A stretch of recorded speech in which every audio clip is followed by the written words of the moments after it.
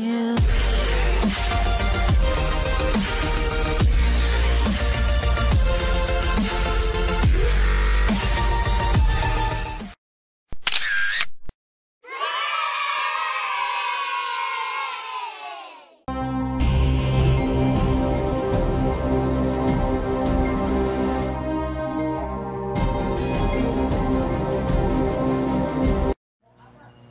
Dalawa sa masasabi po nating most expensive commemorative coins ever released to us by the Bangko Sentral ng Pilipinas. At meron po ang inyong lingkod mga cover to show. At baka meron po kayo nito, hawak po ninyo.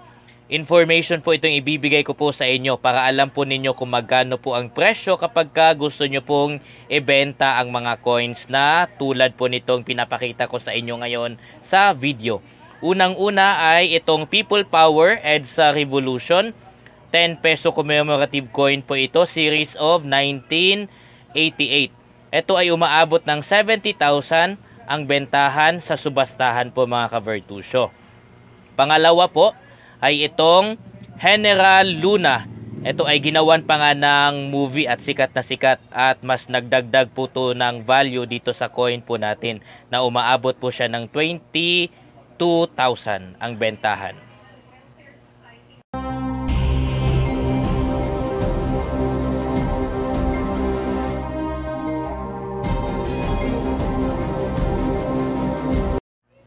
Nung nakaraang celebration po natin mga ka-Vertusio ng Bonifacio Day, hindi po tuloy ang subastahan na meron po tayo dito sa NCR. Pero natuloy po ito sa Visayas sa may Mango Avenue sa mga nagtatanong po dyan. At lalo na sa mga hindi po naniniwala sa subastahan. Ito ay naganap again sa Mango Avenue, Visayas, Cebu. Cebu po ito mga ka-Vertusio.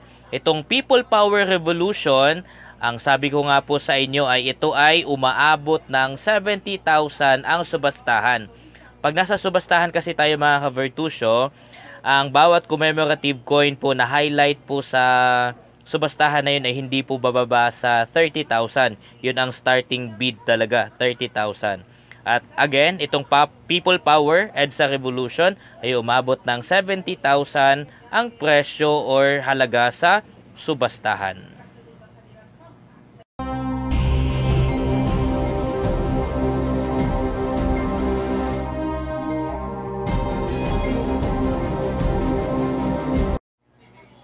Sa mga nagtatanong po sa akin kung saan po pwedeng ibenta ang gantong klase ng commemorative coin, itong General Luna, lalo na at itong commemorative coin na ito ay isa sa mga masasabi nating may mataas na value among all created commemorative coins ng BSP.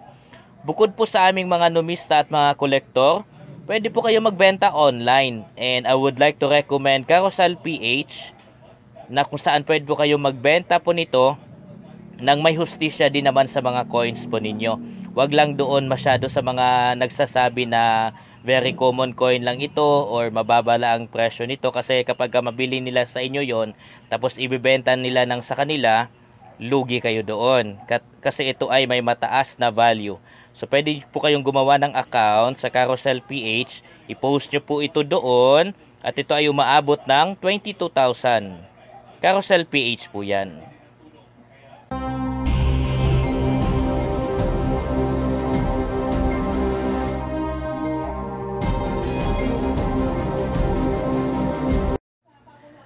Leyte Golf Landing, itong coin na ito na nakikita nyo po mga ka-Vertusio ay commemorative coin. 5 peso po ang face value po nito. For your information mga ka-Vertusio, sa huling subastahan na meron po tayo, hindi po dito sa NCR or sa Luzon, kundi sa Visayas and in particular sa Mango Avenue, Cebu. Ito ay umabot ng 95,000 sa subastahan mga ka-Vertusio. Ang start ng bidding kapag commemorative coin, kapag nasa auction po siya or subastahan ay 30,000. Hindi po bababa doon. Tapos onwards po yon. At itong coin na ito, na isa sa naging highlight po sa subastahan na yun ay umabot ng 95,000. Yes po, itong Leyte Golf Landing, again, umabot po ito ng 95,000 sa subastahan. Kaya kung meron man kayo nito at willing po kayo maghintay again ng another schedule, linisin nyo na yan.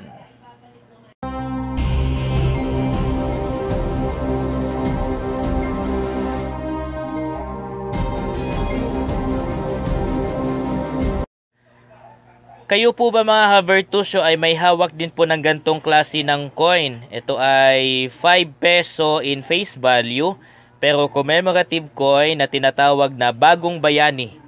Yes, Bagong Bayani commemorative coin po ito.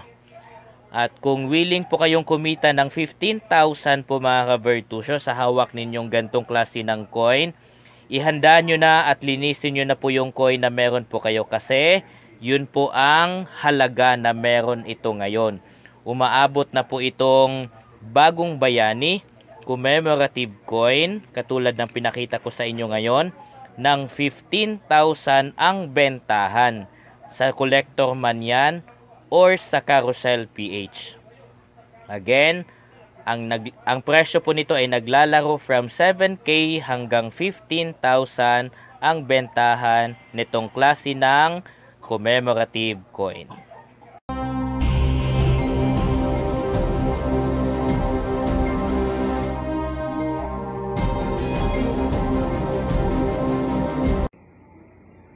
May mga nagtatanong mga ka-Virtusyo kung magkano nga ba ang presyo ng bawat commemorative coin.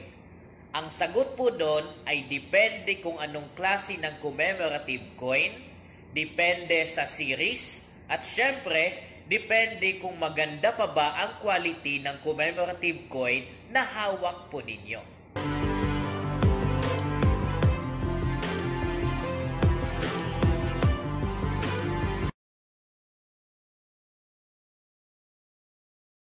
As I said, ang mga commemorative coin po ay mataas po ang value po nito dahil hindi po ito kasama sa normal series na ini-issue ng Bangko Sentral ng Pilipinas bawat taon or every 3 years. Kaya mas mataas po talaga ang presyo po nito or bentahan po nito kumpara sa any kind of coin na meron po tayo dito sa Pilipinas. Kaya mga ka-Virtusyo, sa video na ito, ang gagawin po natin, ipapakita ko po sa inyo yung mga commemorative coin na issued by the BSP.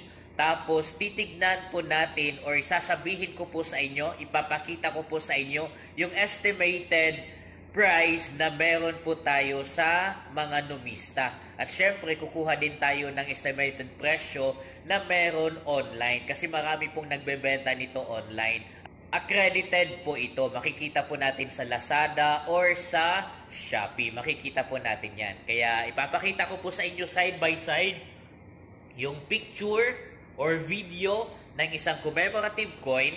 Tapos, tignan din natin yung presyo po nito. Kaya manood at huwag kalimutang mag-subscribe. Panoorin hanggang dulo. Dito lang sa Virtusyo! Yeah.